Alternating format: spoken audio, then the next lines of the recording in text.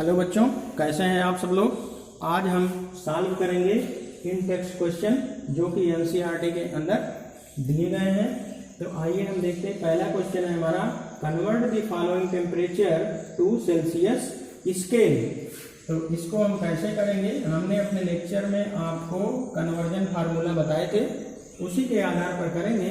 हमने आपको बताया था कि equal to degree Celsius plus 273। तो हमारे पास देखिए केल्विन में दिया है, हमें निकालना है सेल्सियस टेम्परेचर। तो केल्विन की वैल्यू हम के की वैल्यू यहाँ रखेंगे, ये हमारा हो जाएगा 300 equal to degree Celsius plus 273।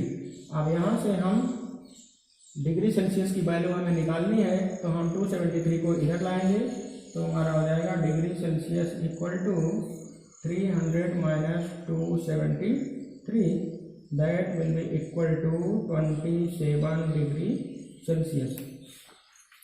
ठीक है, तो डिग्री सेल्सियस की वैल्यू होगी 27 डिग्री। तो 300 केल्विन की वैल्यू सेल्सियस स्केल पर होगी 27 degree Celsius.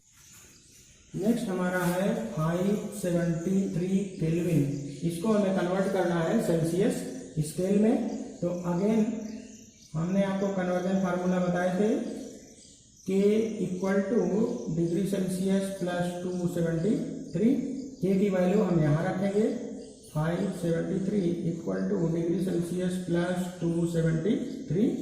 Degree Celsius will be equal to 573 minus 273, that will be equal to 300 degree. तो डिग्री सेल्सियस में 573 केल्विन की वैल्यू हुई 300 डिग्री सेल्सियस। हमारा नेक्स्ट क्वेश्चन नंबर 2 है, what is the physical state of water at 250 degree Celsius and 100 degree Celsius. तो 250 degree Celsius हमें पता है वाटर का बॉइलिंग टेम्परेचर होता है 100 डिग्री सेल्सियस। तो 100 डिग्री सेल्सियस पर वाटर बॉयल होकर के वाइपर में बदलने लगता है। तो 200 डिग्री सेल्सियस तक जब हम वाटर को गर्म करेंगे तो हमारा पूरा का पूरा वाटर वाइपर फेज में कन्वर्ट हो जाएगा। तो फिजिकल स्टेट पूछ रहा है, तो हमारा वाटर जो है, वाटर है लिक्विड। तो वाटर लिक्विड स्टेट से कन्वर्ट हो जाएगा वाइपर स्टेट में, वाइपर या इसी को हम गैसियस फेज भी कहते हैं, वाइपर स्टेट। तो पूरा का पूरा लिक्विड 250 डिग्री सेल्सियस पर वाइपर स्टेट या गैसियस फेज में आ जाएगा, गैसियस स्टेट में आ जाएगा। अब हम देखते हैं इसी का पार्ट भी 100 डिग्री सेल्सियस। जब वाटर को हम 100 डिग्री सेल्सियस पर गर्म करते हैं तो वाटर का बॉइलिंग टेम्परेचर होता है 100 डिग्री सेल्सियस। तो 100 डिग्री सेल्सियस पर जब हम वाटर को गर्म करते हैं, जैसे मान लीजिए हमारे पास एक कंटेनर है, ये इसमें हमने वाटर भरा, यहाँ पर हम किसी चीज़ से इसको गर्म कर रहे हैं, तो वाटर के मॉलिक्यूल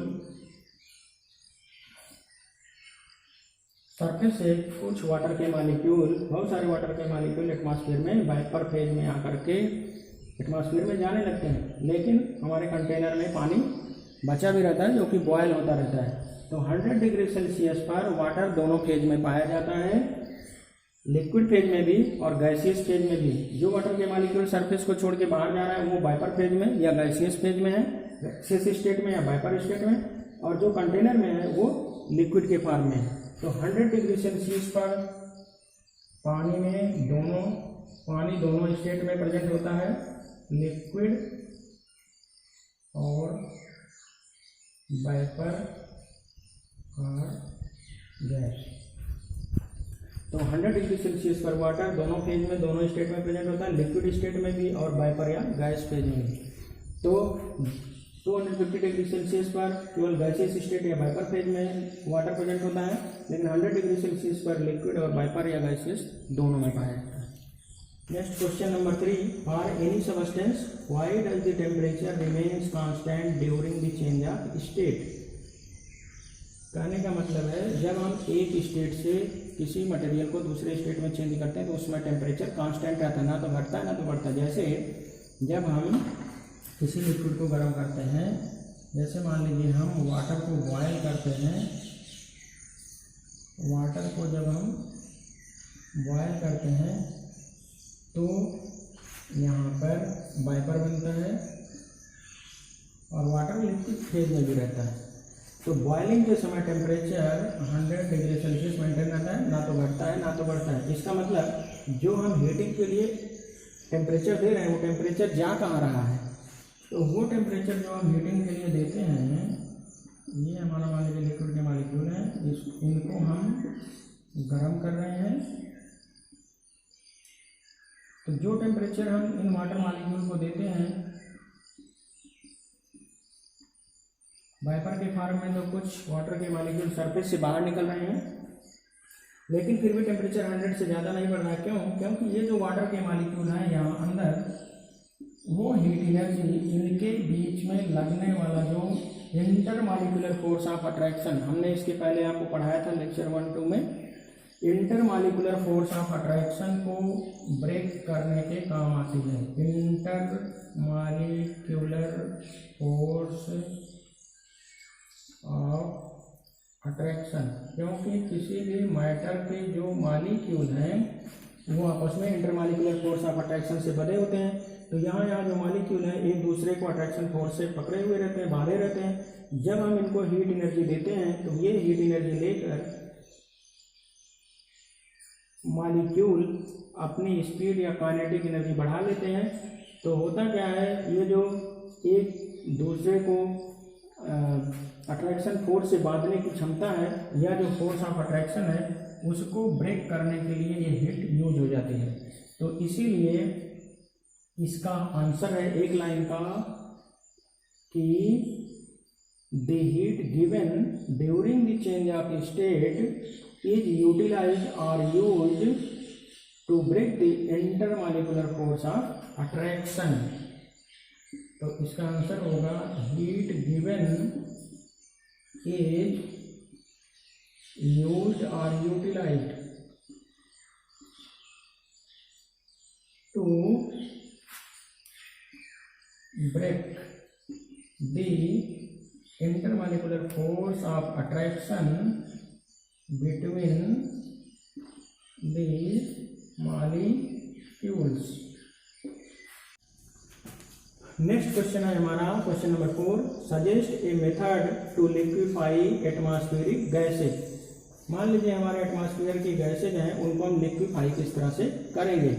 आपने देखा होगा आपके घरों में एलपीजी सिलेंडर यूज होता है जिससे हम खाना बनाते हैं, तो उसमें भी जो गैस है वो प्रेशर को टेम्परेचर को लो करके हाई प्रेशर पर सिलेंडर के अंदर भरी जाती है।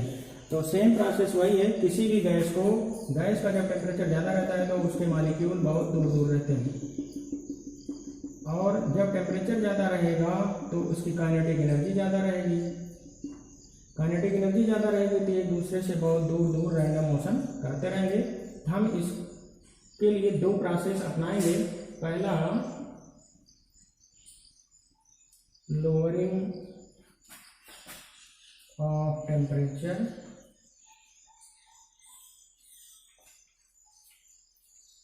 और नंबर 2, इंक्रीज ऑफ प्रेशर।